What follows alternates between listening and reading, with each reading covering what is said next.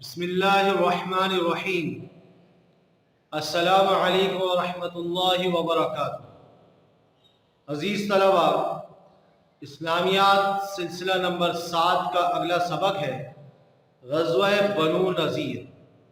گزشتہ سبق میں ہم نے یہودیوں کی خفیہ سازش سے متعلق پڑھا تھا، جس میں انہوں نے میثاق مدینہ، معاہدہ مدینہ جو ہوا تھا، اس کی خلاف ورزی کرتے ہوئے حضور صلی اللہ علیہ وسلم اور چند اکابر صحابہ کرام رضی اللہ عنہم اجمعین کو شہید کرنے کی سازش کی کوشش کی، لیکن وہ اس میں ناکام رہے۔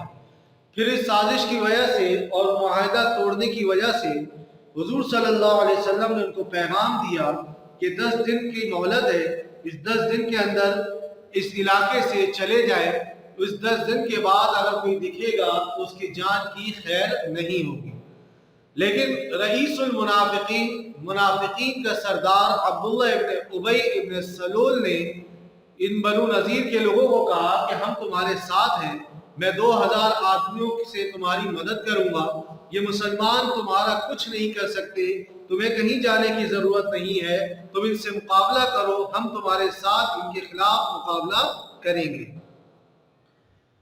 تو بنو نذیر نے حضور صلی اللہ علیہ وسلم کو یہ پیغام پہنچا دیا کہ آپ جو چاہے کر لو، ہم یہ علاقہ نہیں چھوڑیں گے۔ اور ایک قلعہ بند ہو گئے، قلعے میں بند ہو گئے، اور اتنا راشن، اتنا سامان تھا ان کے پاس کھانے پینے کا کہ 1 سال بھی اس میں بند رہتے تو کوئی مسئلہ نہیں تھا ان کے لیے، اور یہ راشن ختم نہیں ہوتا۔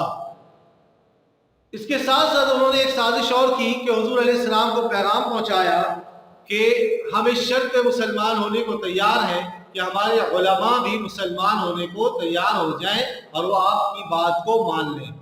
تو ان کو تیار کرنے کے لیے آپ صلی اللہ علیہ وسلم 3 صحابہ کے ساتھ یہاں آ جائیں اور ہمارے علماء سے بات چیت کریں، اور اگر وہ ان کو بنوا لیں، اگر مان جائیں گے تو ہم بھی مسلمان ہو جائیں گے۔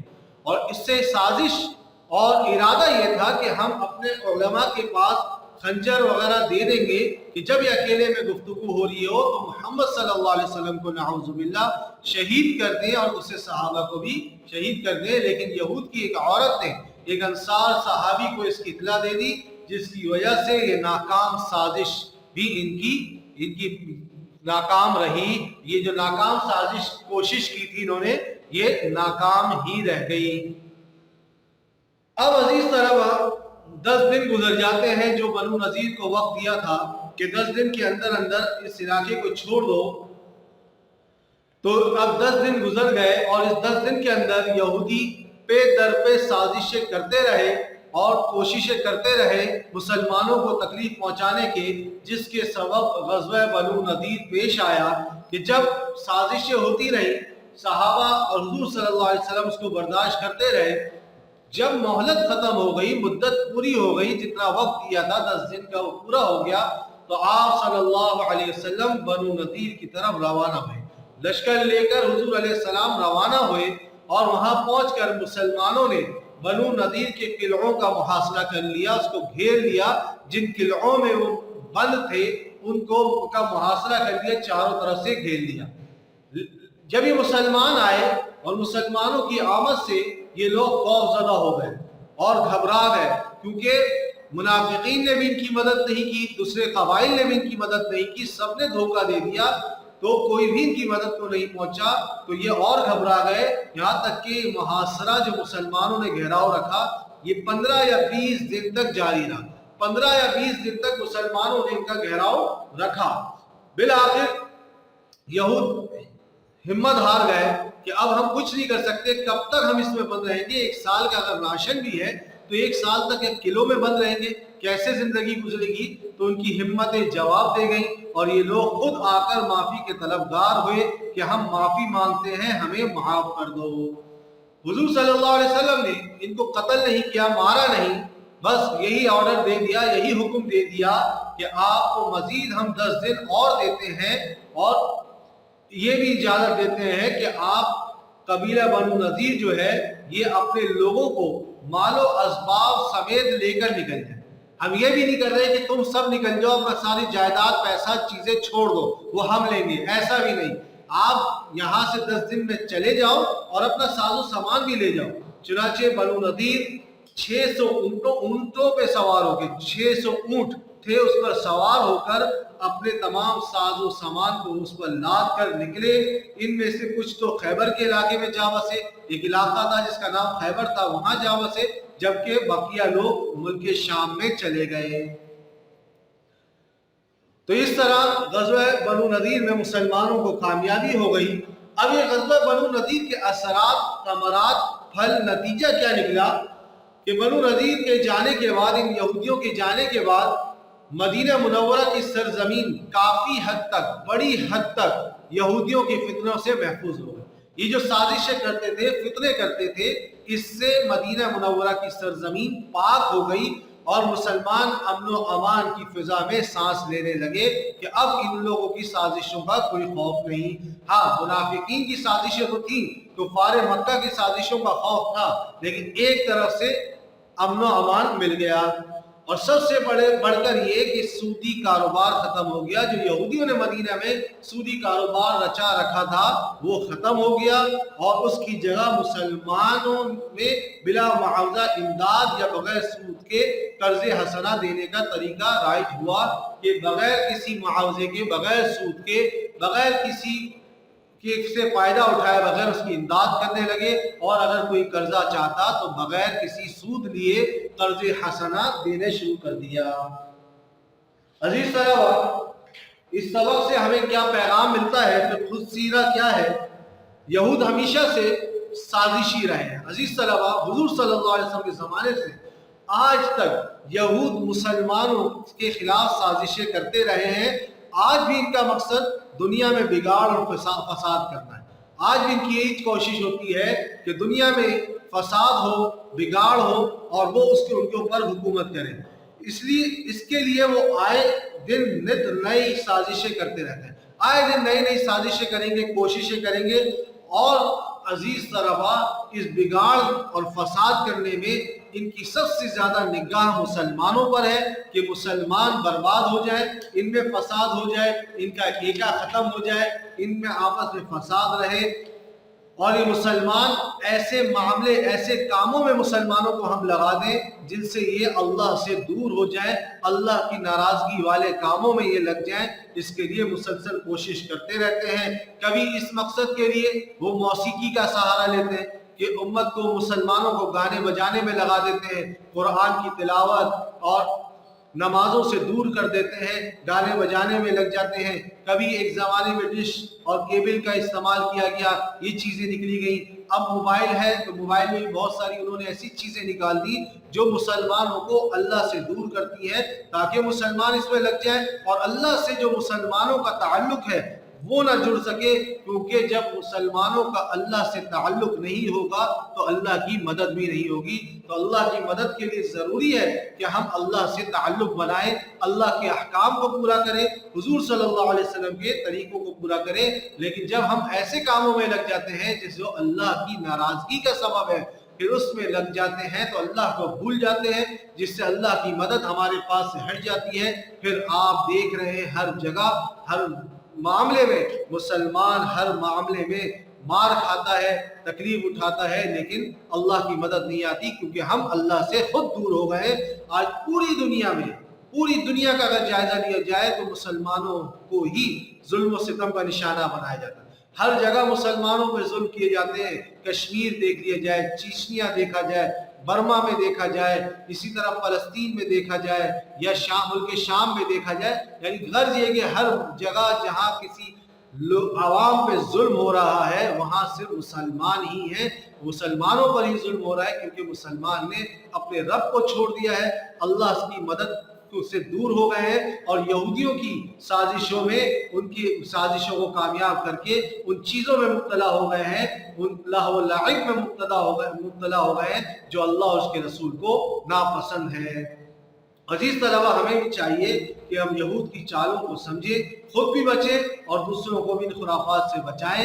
ये सारी चीज़ें हैं जो हम मोबाइल में भी देखते हैं, कंप्यूटर में हैं और मुख्तलिफ चीज़ें हैं, गाने बजाने से और अल्लाह की नाराज़गी की सबब जो फिल्में हैं, ड्रामे हैं, इन चीज़ों को देखने से परहेज़ करें। बाकी अल्लाह के हुक्म को पूरा करें, नमाजों का एहतमाम करें, कुरान पाक की तिलावत करें, दीनी किताबें पढ़ें। ये पढ़ेंगे तो अल्लाह से करीब होंगे और अल्लाह की मदद भी हमारे साथ होगी। ये ग़ज़वा बनु नज़ीर था और उससे वो हमने पढ़ लिया। अब अगला सबक हमारा यहाँ है ख़वातीन के लिए पर्दे का हुक्म। अजीज़ तलबा, ये आपकी किताब के सफ़ा नंबर 156 में 156 में मौजूद है। अजीज़ तलबा, ग़ज़वा बनु नज़ीर तक हमने पढ़ा, ये 4 हिजरी तक के वाक़यात थे। अब 5 हिजरी के वाक़यात शुरू हो रहे हैं। वो 4 हिजरी में ख़वातीन के लिए पर्दे का हुक्म नाजिल हुआ, इसलिए ये उन्वान यहाँ पढ़ाया जा रहा है। अजीज़ तलबा, ये बात जान लीजिए कि अल्लाह ताला ने ही तमाम मखलूक़ात को पैदा किया और फिर इंसान भी उसी में शामिल है। और इंसानों में जो अल्लाह ताला ने मर्द और औरत, नर और मादा को पैदा किया है, वो अल्लाह ताला ने ही पैदा किया। और मर्द के जो फ़राइज़ हैं वो अलग मुकर्रर किए गए कि ये मर्द इन चीज़ों पर अमल करेंगे, जबकि औरत की भी जो जिम्मेदारियां हैं उसको भी इस्लाम ने वादे फरमा दिया, अल्लाह ताला ने भी फरमा दिया और हुजूर सल्लल्लाहु अलैहि वसल्लम ने भी इसको वादे फरमा दिया। अजीज तरह, इस्लाम ने औरत को हर रूप में मोहतरम पेश किया है, एहतराम वाला पेश किया है कि हर रूप में औरत एहतराम के काबिल है, उसका एहतराम किया जाएगा। चाहे वो माँ हो तो माँ का एहतराम औलाद के लिए लाजिम है कि उसका एहतराम करे, बेटी है बेटी का एहतराम करना है, बीवी है, बहन है। गर्ज ये कि औरत से जो भी रिश्ता है तो हर रिश्ते में उसका एहतराम लाजिम है और हर रूप में इसका एहतराम जरूरी है। उसके तक़द्दुस को दवाम बख्शा है कि हमेशा उसका तक़द्दुस रखना है, उसका एहतराम रखना है, कभी उसको जलील और रुस्वा और बेइज्जत नहीं करना। इस्लाम इसकी तालीम नहीं देता। इस्लाम के नज़दीक ये औरत कोई चलता फिरता इश्तिहार नहीं है, जैसे कोई इश्तिहार लगा होता है हर एक शख्स जो उसको देख रहा होता है, पढ़ रहा होता है, बल्कि इस्लाम ने इस औरत को इज्जत दी है। इश्तिहार नहीं बनाया कि बेपर्दा होकर बाहर निकले, जिसका दिल चाहे देखे, बल्कि उसको पर्दे में एहतराम का मंबा मरकज बनाया है कि इसको छुपा कर एहतराम से रखा जाए। इसके अलावा किसी मजहब या सोसाइटी ने औरत को इतने हुकूक नहीं दिए जितने इस्लाम ने। इस्लाम ने जितने हुकूक दिए हैं किसी और मजहब ने इसको नहीं दिए, ना किसी और सोसाइटी ने इसको दिए हैं। ये इस्लाम ने सारे इसको हक जो है इस्लाम ने इनको दिए हैं। अब पर्दे की जरूरत और कुरान में इसका हुक्म, पर्दा कब नाजिल हुआ, कि पर्दे का हुक्म कब आया और इसकी जरूरत क्या थी। तो अजीज तलबा, अजनबी मर्दों और औरतों के मेल जोल की इस्लाम इजाजत नहीं देता कि जो किसी से जायज रिश्ता नहीं है, महरम नहीं है, उन मर्द और औरत का आपस में मेल जोल हो, बातचीत हो और आपस में उठना बैठना हो, इसकी इस्लाम इजाजत नहीं देता, क्योंकि यही फितनों का बढ़ने का सबब है। इसी से फितने बढ़ते हैं, इसलिए इस्लाम ने इजाजत नहीं दी। इसी वजह से कि इन अजनबी मर्दों और औरतों का मेल जोल ना रहे। यकुम ज़ुल्क़अदा का महीना है, पहली तारीख है 5 हिजरी को, जिस वक्त ईस्वी तारीख 24 मार्च 627 ईस्वी है, एक आयत हिजाब नाजिल होती है, पर्दे की आयत नाजिल होती है। इसमें अल्लाह तबारक व तआला इरशाद फरमाते हैं, अऊज़ु बिल्लाहि मिनश शैतानिर रजीम, बिस्मिल्लाहिर रहमानिर रहीम, व इज़ा सअलतुमूहुन्ना मताअन फस्अलूहुन्ना मिन वराइ हिजाब ज़ालिकुम अत्हरु लिक़ुलूबिकुम व क़ुलूबिहिन्न। ये सूरह अल-अहज़ाब की आयत है जिसका तर्जुमा है, और जब आप सल्लल्लाहु अलैहि वसल्लम की बीवियों से कोई सामान मांगो तो पर्दे के बाहर से मांगा करो, ये तुम्हारे और उनके दोनों के दिलों के लिए बहुत पाकीज़गी की बात है। ये बज़ाहिर हुज़ूर सल्लल्लाहु अलैहि वसल्लम की अज़वाज मुतहहरात जो बीवियां थी, उनके लिए पर्दे का हुक्म आ गया कि उनसे पर्दे में रह के कोई भी चीज़ लेनी है तो लो। उसके बाद एक आम ऐलान कुरान शरीफ की आयत में नाजिल हुआ, जिसमें आम औरतें अज़वाज मुतहहरात के अलावा तमाम मुसलमान औरतों के लिए पर्दे का हुक्म आया, जिसमें अल्लाह तबारक व तआला इरशाद फरमाते हैं, या अय्युहन नबिय्यु कुल लिअज़वाजिका व बनातिका व निसाइल मुमिनीन युदनीना अलैहिन्ना मिन जलाबीबिहिन्ना ज़ालिका अदना अन युअरफ़ना फला युज़ैन। तर्जुमा है, ए नबी अपनी बीवियों और बेटियों और दूसरे मुसलमानों की औरतों से फरमा दीजिए, यानी तमाम मुसलमान औरतों से फरमा दीजिए कि वो अपनी चादरें ऊपर से ओढ़कर मुंह के आगे लटका लिया करें, यानी चेहरा भी छुपा लिया करें। पर्दे का हुक्म नाजिल हो गया, इससे वो जल्दी पहचान में आ जाए करेंगी कि वो पर्देदार खातून है, वो मुसलमान खातून है और पर्देदार हैं, चुनाचे कोई उनको तकलीफ नहीं पहुंचाएगा। तो अजीज तलबा, इस आयत से वाज़ेह हो गया कि इस्लाम में पर्दे की कितनी अहमियत है कि उम्महातुल मुमिनीन, जो वो औरतें जो हुजूर अलैहि सल्लम की बीवियां हैं और इस उम्मत की माओं का दर्जा रखती हैं, से लेकर तमाम मुसलमान खवातीन को पर्दे का हुक्म दिया गया, क्योंकि जहां पर्दे की वजह से बहुत से गुनाहों का दरवाजा बंद हो जाता है, वहीं ये बात भी वाज़ेह है कि पर्दा करने में औरत को तहफ़्फ़ुज़ हासिल है, कि जब औरत पर्दा करती है तो गुनाहों का दरवाजा भी बंद होता है और औरत को पर्दा करने से तहफ़्फ़ुज़ भी मिलता है और लोग उनका एहतराम भी करते हैं। जबकि बेपर्दगी में अदम तहफ़्फ़ुज़ है, तहफ़्फ़ुज़ भी नहीं होता, बेपर्दगी से नुकसान का ही अंदेशा है। अजीज तलबा, अगली बात इस सबक में कि जब औरत के लिए पर्दे का हुक्म आ गया तो क्या ये पर्दा करना जो है ये औरत की तरक्की की राह में रुकावट है? क्या औरत जो पर्दा करती है वो कहीं दुनियावी मामलात में तरक्की नहीं कर सकती? तो अजीज तलबा, ये जो लोगों के ज़बान पे बातें चलती हैं कि पर्दा करने से औरत तरक्की नहीं कर सकती और ये पर्दा करना औरत को जो है तकलीफ में पहुंचाता है, तो अजीज तलबा, असल तो ये है कि औरत जब पर्दा करती है तो उसको इज्जत और एहतराम हासिल होता है, लोग इसकी इज्जत करते हैं। जो बेपर्दगी में होते हैं तो उनकी इज्जत नहीं होती, उसका एहतराम नहीं होता। तो इस्लाम ने जो पर्दे का हुक्म दिया है उस औरत को तकलीफ के लिए नहीं, बल्कि औरत के एहतराम के लिए, औरत की इज्जत के लिए, औरत के दर्जा बुलंद करने के लिए इस्लाम ने दिया है। और ये पर्दा औरत की तरक्की की राह में रुकावट नहीं है। हज़रत अम्मा आयशा सिद्दीक़ा रज़ियल्लाहु अन्हा ये उम्महातुल मोमिनीन में से हैं और ये खातून थी और बापर्दा खातून थी, और इस बापर्दा होने के साथ साथ ये एक बड़ी आलिमा भी थी, जिन्होंने इस पर्दे के रहते हुए दीन को सीखा और बड़ी आलिमा बनी।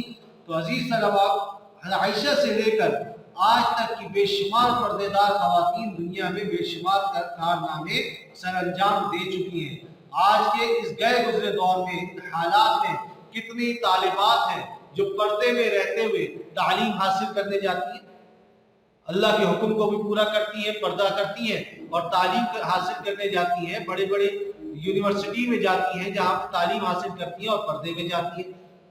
इसी तरह कितनी खवातीन ऐसी हैं जो मुख्तलिफ जगहों पे नौकरी करती हैं, जॉब करती हैं, मुख्तलिफ ऑफिस में जाती हैं नौकरी के लिए, मुख्तलिफ स्कूल्स में जाती हैं, मुख्तलिफ जो है बैंक में जाती हैं, नौकरी करती हैं और बापर्दा होके जाती हैं और उसमें उनको तरक्की भी मिलती है और आगे भी बढ़ती हैं। तो कभी उनके लिए ये पर्दा करना उनकी तरक्की की राह में रुकावट नहीं बना।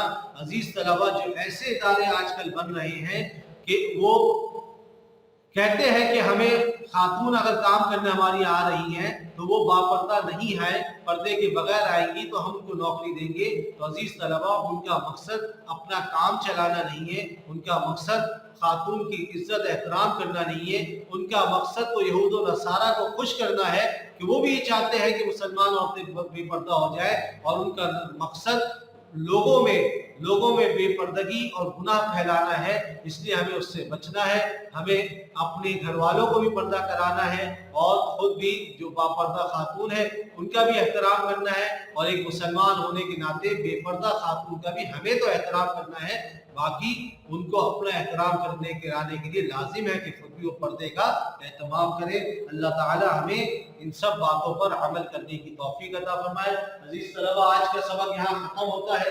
अब आप अमली किताब देख लें जो हमें काम मुकम्मल करना है। अब तक जो आप तक PDF शेयर कर दी गई है वो ग़ज़वा उहद के सबक की आपके पास PDF आ चुकी है, जो अमली किताब के सफ़ा नंबर 70 तक काम मुकम्मल हो चुका था। उसके बाद अब हम जो आगे बढ़ चुके हैं अब तक, वो सफ़ा 71 वाक़या बीर मऊना और ग़ज़वा बनु नदीर, सफ़ा 72, सफ़ा 73, 71, 72, 73, फिर 74 में एक सबक है शराब के हराम होने का हुक्म। ये हमारे सिलेबस में शामिल नहीं है, इससे 74 हम काम नहीं करेंगे। बाकी खवातीन के लिए पर्दे का हुक्म और अगला सबक जो ग़ज़वा खंदक है वो एक ही साथ काम उसका अमली किताब में है, इसलिए वो अगले सबक के बाद हम वो काम कर लेंगे। अभी जो हमें काम करना है, जिसकी PDF भी शेयर हो जाएगी, इन दो गुज़िश्ता सबक और इस सबक का, वो सफ़ा 71, 72 और 73 है। इस काम को मुकम्मल करें आप और PDF आ जाएगी तो उससे टैली कर लीजिएगा। अस्सलामु अलैकुम व रहमतुल्लाहि व बरकातहू।